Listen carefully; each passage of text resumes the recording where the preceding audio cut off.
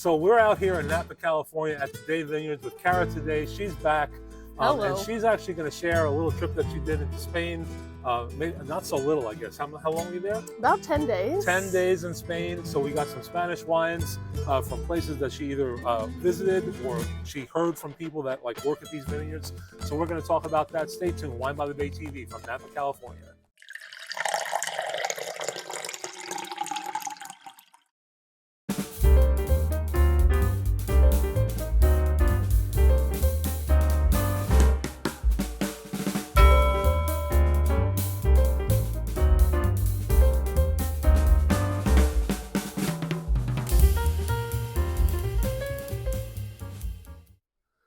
Okay, so welcome back to another episode of Wine by the Bay TV. I'm your host, George Bacharo. We are here in Napa, California, Taddei Vineyards. Kara Taddei is back with us.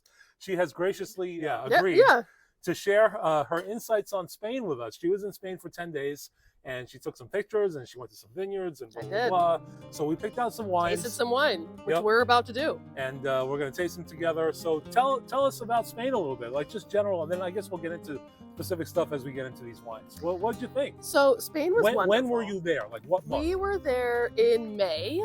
Wow. Mid-May, so no bloom yet, but things were just kind of getting started in terms of the growing season over there. So their climate is very similar to ours, except very dry. So no humidity and very, very, very little rainfall. Well, where you were though? Where we were, in the north, yes, because there's correct. Green Spain, northwest, which is on the border of Portugal, right? And then Galicia, exactly. Mm-hmm. So you've got you're in Priorat and Rioja, right? Rioja, Riba Del Duero. I'm sorry, you were not in Priorat. Rioja and Riba Del Duero. Exactly. Priorat will have more rainfall. Yes, it's more exactly coastal. Okay. So, but this is the area that I think we're focusing on today, obviously, since I was there. That makes sense. And we're going to do some sherry also. Of course, it wouldn't be Spain without a little nightcap of sherry, right? Absolutely, absolutely. And we're not going to do the cream sherry nonsense that everybody, Harvey's Bristol Cream, BS. We're going to do some real sherry like they drink in Spain. Let's wine it up, and I'll talk as we go. Okay, so our first wine. Maybe you could read the description. Sure, I would love to. Okay, so this one is the Monopole. Yes, 2018 Cunye, CVNE, but pronounced Cunye. Monopole Clásico, Blanco Rioja. So $29.99, 93 points from Tim Atkins. Nice. I don't know who that is, but sure, whatever. Neither do I, but he was enthusiastic about it. So look at the bottle, though, right? This is very reminiscent of like Germany, or definitely Austria, or something like that. Alsace. It's long, classic. Thin bottle. Do you know if there's any reason for this particular shape of bottle? They are very into aesthetics. Okay. I actually have a great story about this winery. One of the ones that we visited in the Barrio de Estación, which was actually a really big. It boomed after the phylloxera in France. Late 1800s. Yes, exactly. Yes. Okay. So phylloxera outbreak in France caused a lot of winemakers to go right over the border into Spain, and Aro is one of the places where a lot of them congregated. They liked the wines. They had been visiting there on holiday. So that really put Aro on the map. In Spain, Spanish wines in general, you had a bunch of the French winemakers coming over and putting their influence into the Spanish wines, hence the more European style bottle. I mean, it's a short trip, let's be honest. Absolutely. So from Bilbao, there was a direct train route into Aro. So Aro was the second city in all of Europe to get an electric light bulb. Oh, really? After Paris. Wow, that's weird. Isn't that crazy? Yeah, that is crazy. So this winery, Cunye, has the original second light bulb, and it still works.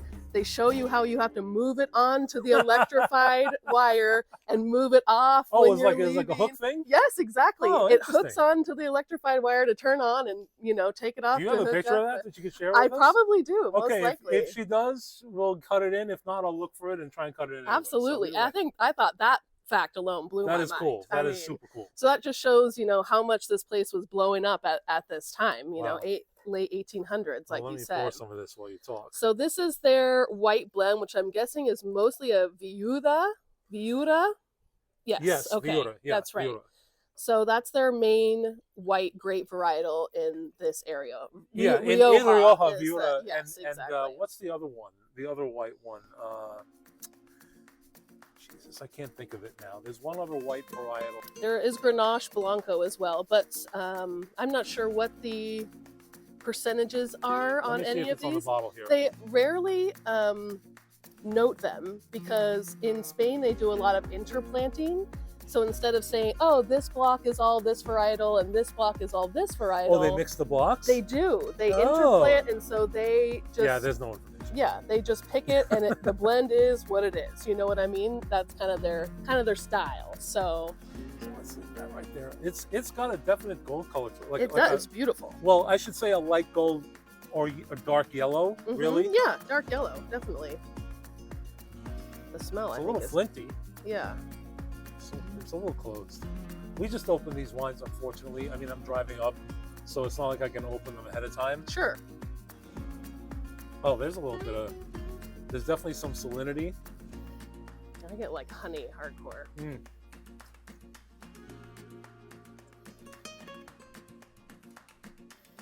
Yeah.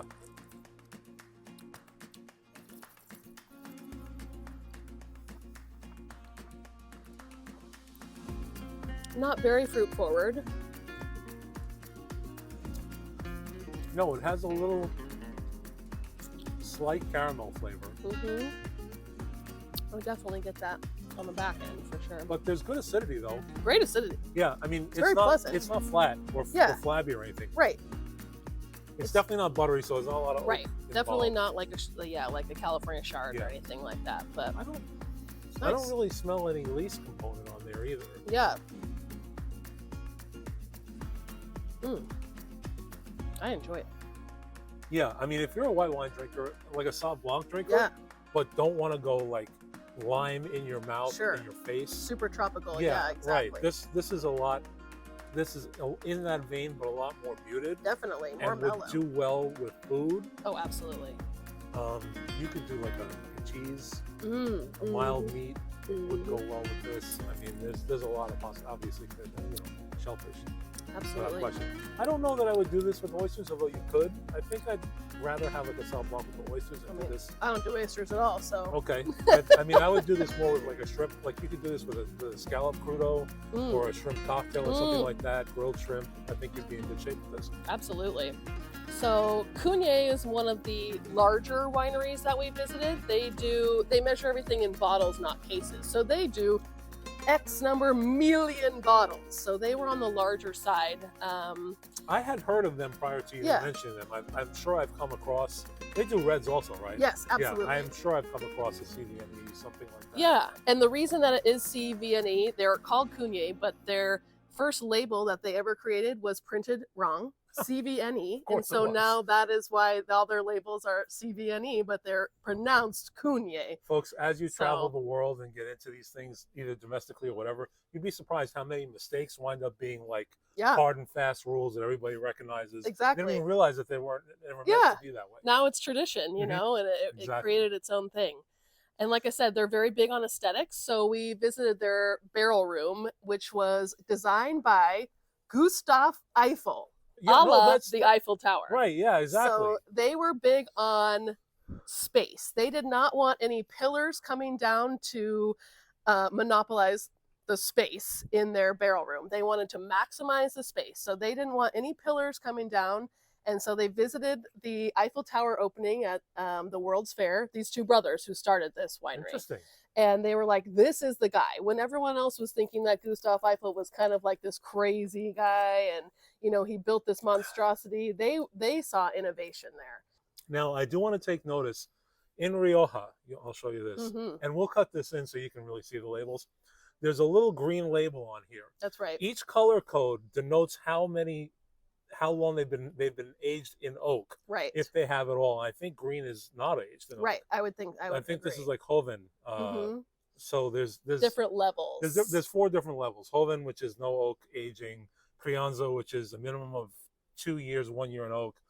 Gran Reserva is 3 years, 1 year in oak. I'm sorry, Reserva is 3 years, 1 year in oak. And Gran Reserva is 2 oak, 5 total. Someone did their homework. Well, I did a wine label episode for Spain. Oh, very good. A few weeks ago. By the way, I'll leave a link up here to that. So if you want to go back and kind of learn how to read these labels in depth, we go into that, and a couple of different wines also. No test, absolutely no test. But you could leave a link in a comment rather in the description box. I'm sorry, comment in the comment box. Descriptions are in description box. Yeah, that makes sense. I read that somewhere. That makes sense. If you want to see any other different countries that we that you want to see and you want to explore, we have done some French labels and Italian labels in Germany. But if you want to see some other countries, leave suggestions down there. I take suggestions. Absolutely. Okay. So what do you think of this wine? Like, do you agree with the review? 93 points. I mean, 93? Like, sure. Okay. It seems a little high, perhaps. I mean, like, yeah, I don't know that I'd spend.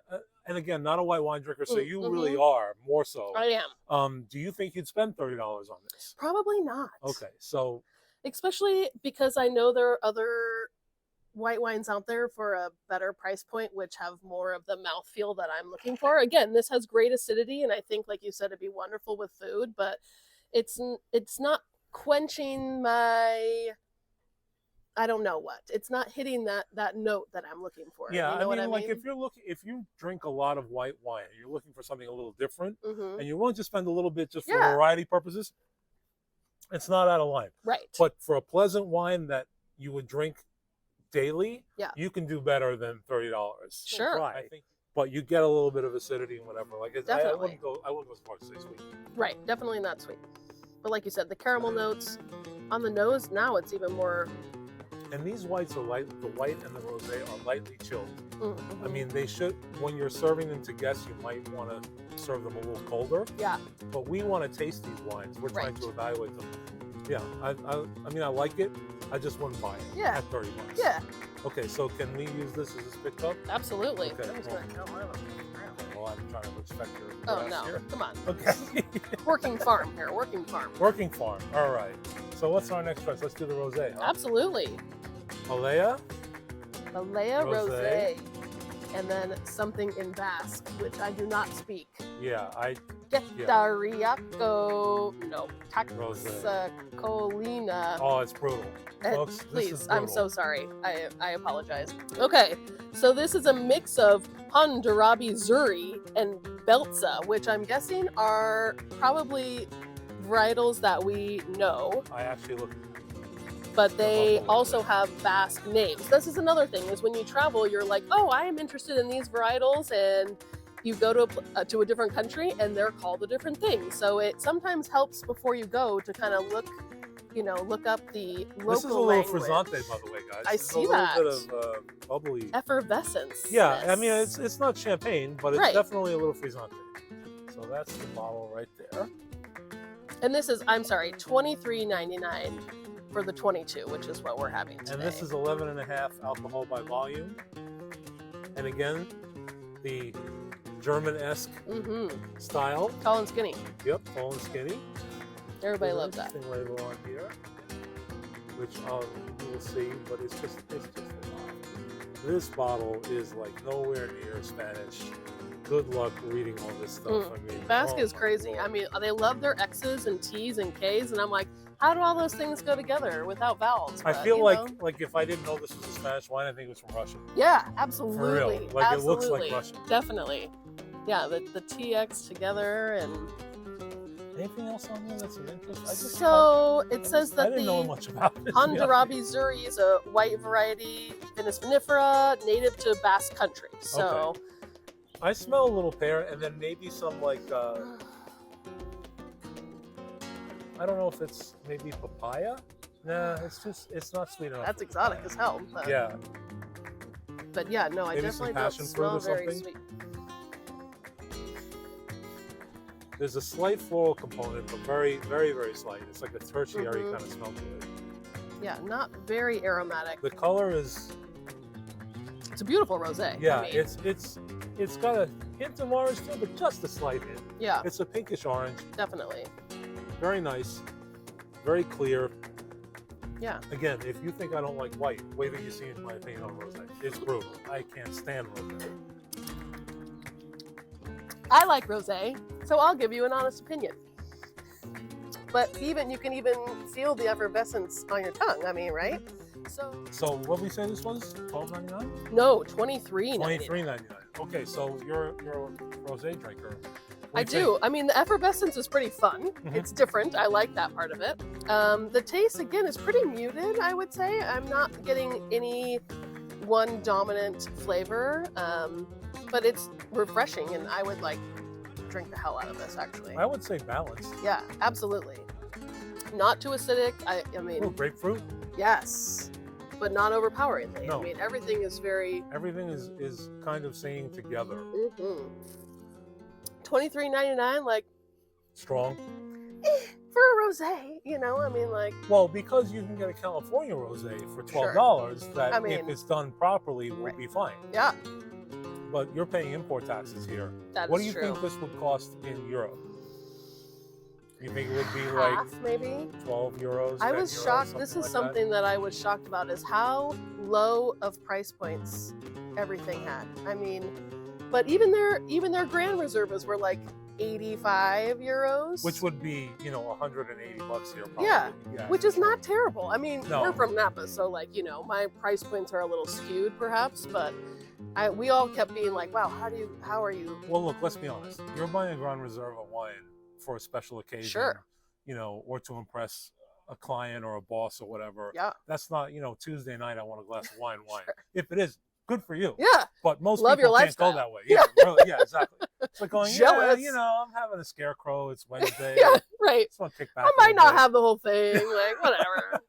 It's fun. It's different. The effervescence really, it's not overpowering. It's not a sparkling. It's not, but it's just a fun little extra that I wouldn't expect. By the way, don't forget to like and subscribe to the channel. Hit the little bell icon. Oh, not that. That way, hit the bell icon. Oh, okay, yeah. No, it's good because then they know when we drop new episodes. That way it kind of gives you a little notification. Absolutely. Leave a comment, share it around, do whatever you want to do. Just engage with us because we love bringing this content to you. But of course, the algorithm likes it better when you guys talk back to us. That's and so right. do I, frankly. Yes, I like the abuse. Yeah. So, here to take it. Yeah. Yeah. I would say both of these wines. Like if you're doing a Spanish themed party and you're making paella, whatever. Absolutely. You spend a little more on some wines that you might not normally spend on, just to kind of do a little thing. Yeah. Then you get into the reds, which will be more reasonable for a value perspective. And then, it's not so bad. Yeah, exactly. It'll even out. Yeah, but no, I actually really enjoy it. I'm still tasting it. I mean, yeah, it's definitely, I would agree. Long lasting. It's an interesting wine. I don't know that, again, I'm not a big rosé person, so I don't know that domestic rosés would have that length unless you're paying what we're talking about now, $25. Sure. So yeah, I mean, I think it's a decent wine. Yeah. Yeah. Did it get a rating? No, not that I saw. Yeah, it would be hard to find somebody to score this. Yeah. Okay. It's kind of a drink right away situation. Yeah, I think so. Yeah. I think so.